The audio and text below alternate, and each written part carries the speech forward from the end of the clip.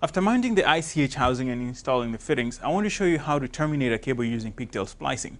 Now, to splice in an ICH housing, you have to order a splice holder bracket and also some trays. Those do not come with the housing. In the case of this ICH-06P, I'm using the ICH-SPLC-6.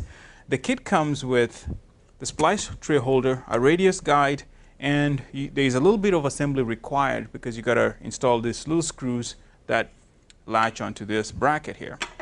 And basically what that involves is a washer and a small Phillips head screw. The screw mounts on the housing just like this. I've installed the other three, and also the radius guide must be installed using a 5/16 nut driver. There's a little nut there and the assembly is complete. This is ready. So before I continue with the rest, I will wear my safety glasses. Stay safe here. Next order of business is to remove the coverings on the threaded studs on the housing. There are 4 of them. Twist them out. Use a 5/16 nut driver to install the splice tray holder bracket on the 4 studs.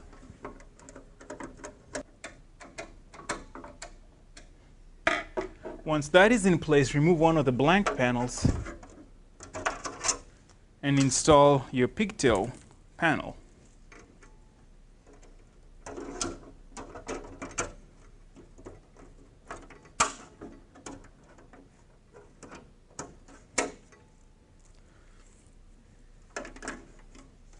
We're almost ready.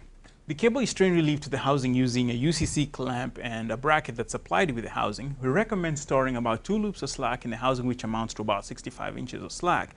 And then additional slack is required for splicing. For this M67-076 splice tray that I'm using, that's about 62 inches. So about 120 inches of sheath, or 10 feet, should be removed from the cable. I will separate the blue buffer tube, which I'll be demonstrating with. After separating my buffer tube, I'm going to make 2 loops of slack,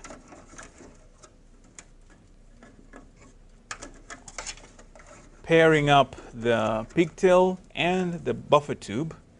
I'm going to hang my splice tray holder, lining up the holes in the back and dropping it in place. Fiber is going to go right there, and splice tray will go in like right here, and we want to strain relieve the pair right at the top. So I'm going to flip this guy around, and my buffer tubes will end inside this splice tray right about there. So I'm going to use a marker to mark the point at which I need to remove the jacketing and the buffering on the pair. Use a small coaxial stripper to remove the buffering from the buffer tube. Use a seam ripper to remove the jacketing. Be very careful with this tool. After removing the buffering and jacketing, wrap the pair with some friction tape. Attach the pair to the splice tray using some cable ties, and do not over tighten. You just want everything to be snug.